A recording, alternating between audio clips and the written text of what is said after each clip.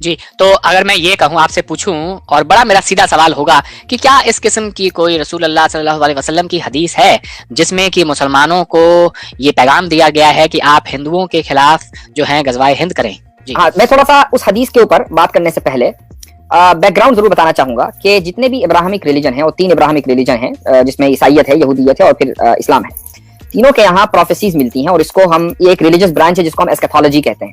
ایسکیتھولوجی کا مطلب یہ ہوتا ہے کہ بھئی دنیا جب ختم ہوگی تو اس میں کیا کیا علامتیں پائی جائیں گی، کس طرح بڑی بڑی جنگیں ہوں گی اور آخرکار قیامت آ جائے گی، قیامت کے بعد کیا ہوگا. یہ پوری جو برانچ ہے اس کو ایسکیتھولوجی کہا جاتا ہے اور تینوں مذہبوں میں پروفیسیز موجود ہیں. اولڈ ٹیسٹمنٹ میں ہے، نیو ٹیسٹمنٹ میں ہے، قرآن میں بھی کچھ علامتیں ہیں اور اسی طریقے سے حدیث کے اندر بہت تفصیل کے ساتھ بہت سی باتیں ذکر کی گئی ہیں. لیکن پروفیسیز کا مطلب یہ نہیں ہوتا کہ مثلا آپ صلی اللہ علیہ وسلم نے کوئی بات کہی تو وہ ہمیشہ مسلمانوں ہی کے مفاد میں ہوگی.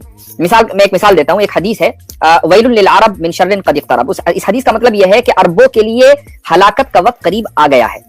اب عربوں سے مراد یہاں مسلمان ہی ہیں، تو مسلمانوں کی ہلاکت کی پیشن گوئی نبی کریم صلی اللہ علیہ وسلم نے اس حدیث کے اندر کی ہے. اب یہ کوئی کہنے لگے کہ بھئی یہ کیسی نبی کریم صلی اللہ علیہ وسلم اپنی ہی امت کے کچھ لوگوں کی ہلاکت کی پیشن گوئی کر رہے ہیں. وہ اس لیے کہ ایسکیتھولوجی کا مطلب یہ نہیں ہوتا کہ اپنے لوگوں کو کسی کام کے لیے تیار کیا جائے کہ بھئی تم حملہ کر دینا یا حملے کا دفاع کر لینا، بلکہ ایک چیز ہونے والی ہے اس کو بیان کرنا مقصد ہوتا ہے.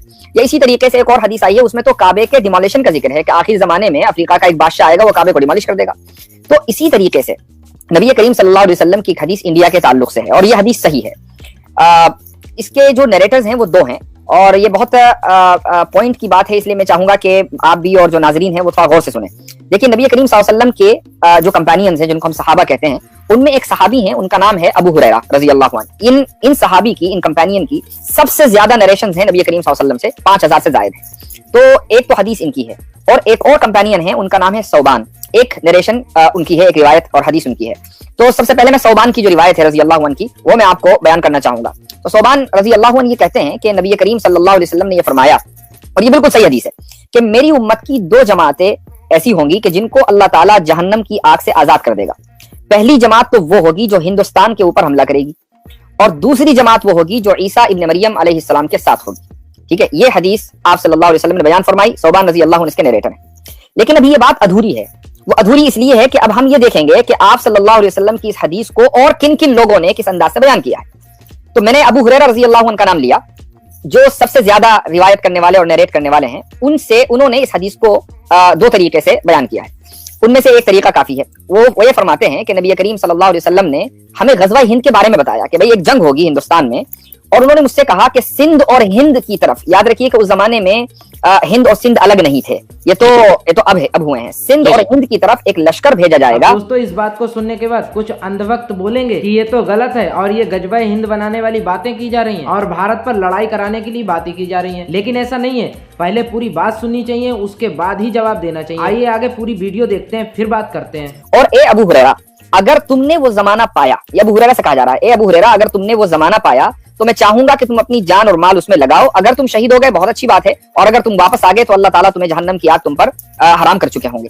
اس کا مطلب یہ ہوا کہ جس غزوہ ہند کی بات اس حدیث میں کہی جا رہی ہے وہ 1st سینچری کے اندر آلریڈی ہو چکا ہے، اور اس کے اپنے اسباب ہیں کہ وہ غزوہ کیوں ہوا تھا. لیکن اس کا مطلب یہ نہیں ہے کہ قیامت تک یا ہمارے دور میں یا آگے چل کر آج سے 10 سال بعد، 20 سال بعد، 100 سال کے بعد کوئی بھی لڑائی ہوگی تو اس کو غزوہ ہند کہہ دیا جائے. اسلامک اسکالرشپ میں ایک بہت ہی مشہور نام ہے، ان کا یہ ہے، بہت مشہور مفسر ہے جنہوں نے قرآن کی تفسیر بھی کی ہے. ان کا نام ہے ابن کثیر. ابن کثیر ان احادیث کو روایت کرنے کے بعد یہ کہتے ہیں کہ یہ غزوہ ہند 1st سینچری کے اندر ہو چکا ہے. 1st سینچری اسلام کی جو 1st سینچری آفٹر ہجرہ، تو یہ اس کے اندر ہو چکا. تو اب پاکستان کے کچھ لوگ اگر اس کو اپنے اوپر فٹ کرنے لگیں، یا ہندوستان کے کچھ لوگ اس سے خائف ہونے لگیں، ڈرنے لگیں کہ بھئی اس کا مطلب تو یہ ہوا کہ ہندوستان کے مسلمان خوب پلاننگ کر رہے ہیں، مدرسوں کے اندر خوب ٹریننگ دی جا رہی ہے، یہ بالکل غلط ہے. غزوہ ہند کیا ہے صاحب یہ بتائیں. غزوہ ہند ایک جنگ جو ہندوستان میں ہوگی. ٹھیک ہے، تھوڑا سا اس کو ڈیپلی سمجھائیں، کس قسم کی جنگ ہوگی؟ مثال کے طور پر جو جس غزوہ ہند کی اس حدیث کے اندر بات ہو رہی ہے، اور میں نے ایک نام لیا ابن کثیر کا، انہوں نے جس جنگ کی طرف اشارہ کیا ہے وہ دراصل محمد بن قاسم کا حملہ ہے جو راجہ داہر کے دور میں ہوا ہے. اور اس کے پیچھے بھی ایک پورا بیک گراؤنڈ ہے. وہ بیک گراؤنڈ میں آپ کو مختصر بیان کرنا چاہوں گا، اور یہ بیک گراؤنڈ میں نے چچنامے سے لیا ہے. چچنامہ جو ہے وہ سندھ کی تاریخ کا سب سے معتبر، سب سے اوتھینٹک ذریعہ ہے. اس میں انہوں نے لکھا ہے کہ داہر کے دور میں عراق میں گورنر تھے، اور جو اسلامک کیلیفٹ کے اندر عراق آتا تھا، تو وہاں پر ایک گورنر تھے، ان کا نام تھا حجاج بن یوسف. حجاج بن یوسف کے سیکریٹری تھے، ان کا نام تھا سعید. ان کا مرڈر اور اساسینیشن ہو گیا. जिसने असैसिनेशन किया उसका नाम था मोहम्मद बिन हारिस अल्लाफी। वो अपने साथियों के साथ, पूरे अपने कबीले के साथ वहां से भागकर सिंध आ गया राजा दाहिर के पास। तो हज्जाज बिन यूसुफ ने सबसे पहले राजा दाहिर को यह कहलवाया कि हमें जो तुम्हारे पास क्रिमिनल्स हमारे यहाँ के आए हैं, जो दहशतगर्द तुम्हारे यहाँ आए हैं, जिन दहशतगर्दों को तुमने पनाह दी है, वो हमें वापस चाहिए। राजा दाहिर कोई अच्छे कैरेक्टर का इंसान नहीं था, ये भी पूरे चचनामे के अंदर साफ लिखा हुआ है।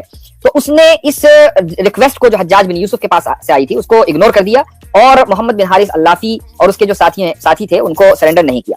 उसके बाद गवर्नर ने अपने दामाद मोहम्मद बिन कासिम को बाकायदा आर्मी लेकर सिंध के ऊपर हमला करने के लिए भेजा ताकि मोहम्मद बिन हारिस अल्लाफी को उसके किए की सजा दी जा सके।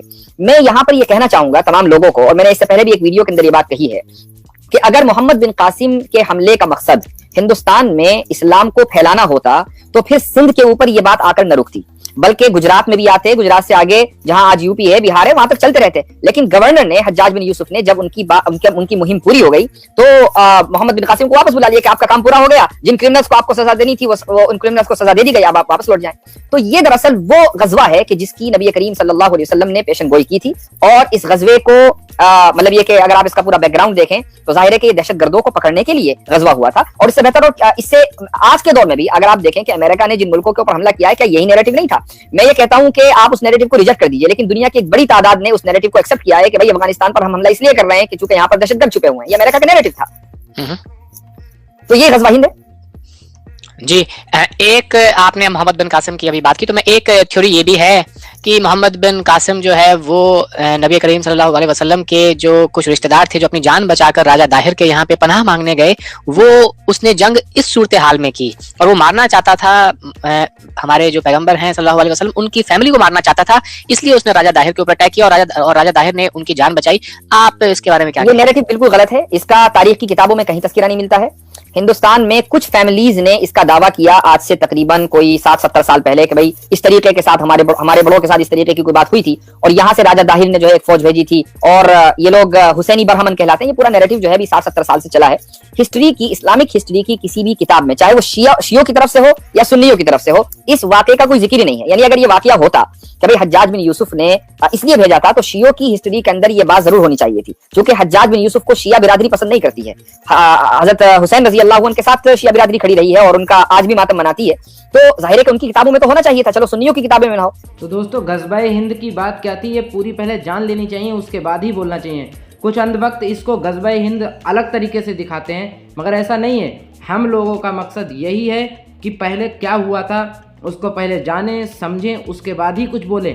पहले सारी वीडियोस देखनी चाहिए, पहले सारा कुछ पढ़ना चाहिए, उसके बाद ही जवाब देना चाहिए या किसी पर हमला करना चाहिए। लेकिन कुछ आज के अंधभक्त हर बात को लेकर मुसलमानों को टारगेट कर रहे हैं और उन्हें आतंकवादी कहकर, गज़वाए हिंद बनाने वालों को कहकर उनकी जमकर पिटाई करते हैं, कहीं कुछ करते हैं, कहीं कुछ करते हैं। इसलिए पहले वीडियो को देखो, शेयर करो, लाइक करो और भेज दो सभी अंधभक्तों के पास। मिलते हैं अगली वीडियो में।